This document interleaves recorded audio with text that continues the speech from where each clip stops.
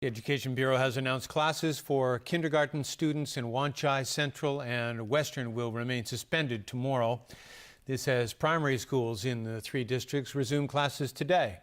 School children and parents told us it had taken them longer than usual to get to school.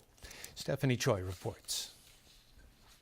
Kindergarten classes in the Wan Chai Central and Western districts will remain suspended tomorrow. Because kindergarten kids are younger, if they have to engage in longer traveling time because of serious traffic congestion, we need to give them special consideration. Kindergartens and childcare centers have to remain open so as to take care of the needs of parents where necessary. But classes resumed today for this group of primary school students, and it took them more than half an hour longer than usual to get to school. This parent told us that although he left home an hour earlier than he normally would, he just managed to get his daughter to school on time because of heavy traffic on the road. This boy said he is concerned about the workload accumulated from the class suspension. But a father said there shouldn't be a problem since his child is only in primary school. School authorities may shorten holidays to make time for supplementary classes. The teachers has already discussed about the coming assessments and also the teaching curriculum, how to arrange it. With the end of the class suspension, the taxi driver told us that he's been seeing more school buses on the road. It took me half an hour to get from the Western Harbour crossing to the IFC, he added. Traffic along Gloucester Road and Lungwa Road has been more saturated than the past few days. In Kowloon, the junction of Nathan Road and Argyle Street in Mongkok remains closed to traffic. And traffic was unusually busy during the morning rush hour along the main roads in the Yau Ma Tei, Tim Sha Tsui and Mongkok areas. A group of Central and Western District councillors appealed to demonstrators to stop their occupation protests so that people's lives can return to normal. Stephanie Choi, TVB News. Few protesters remain in some areas such as Causeway Bay and outside the chief executive's office. Yet barricades they've set up are still blocking roads and paths, including vehicle access to government offices.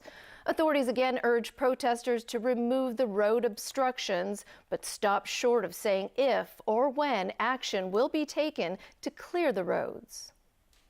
Right now, we are trying every means to ensure that the impact of the Occupy Central event would be minimized for Hong Kong. And as you know, and we all know, there are different groups of protesters and different areas, and actually the number fluctuates a lot. And the actual conflict on site also varies at different moments. So it would be hard for us to foresee which roads could be cleared, and also the overall plan to clear exactly which road. It was generally calm at the various occupation sites earlier today, but in Mongkok, an atmosphere of unease remains. Our Liz Yoon brings us this live update from the scene. Liz. Hi, Sonia. I'm at the junction between Argyle Street and Nathan Road. Both the number of onlookers and protesters grew as people finished work and school. And some anti-occupiers hung up banners which say no more tolerance and anti-occupation. They demanded the occupiers to retreat from the area immediately.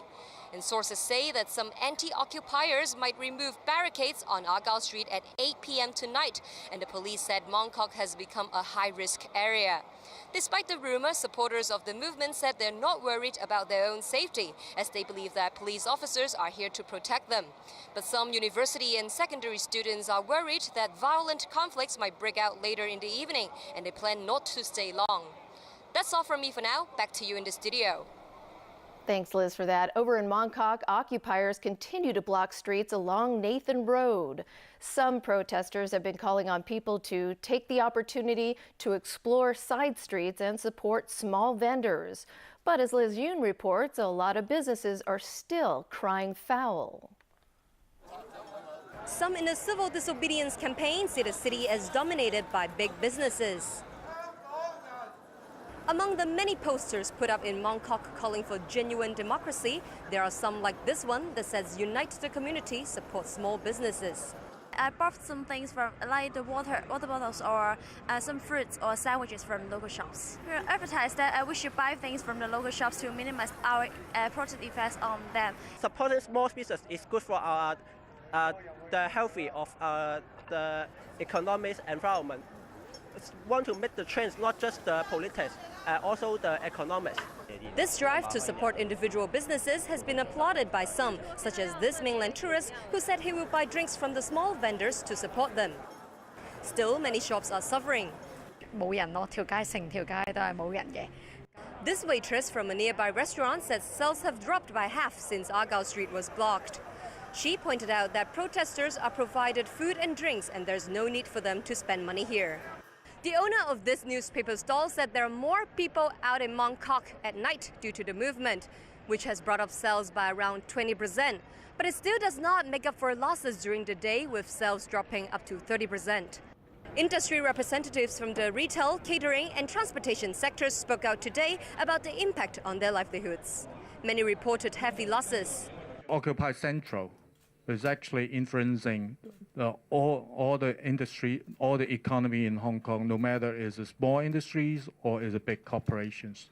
It is not just influencing the domestic economy, but actually because Hong Kong is an international city, a lot of foreign companies, foreign investors are looking at us in a very big question mark right now.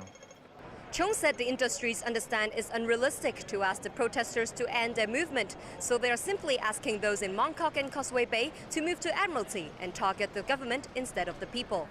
Liz Yun, TVB News.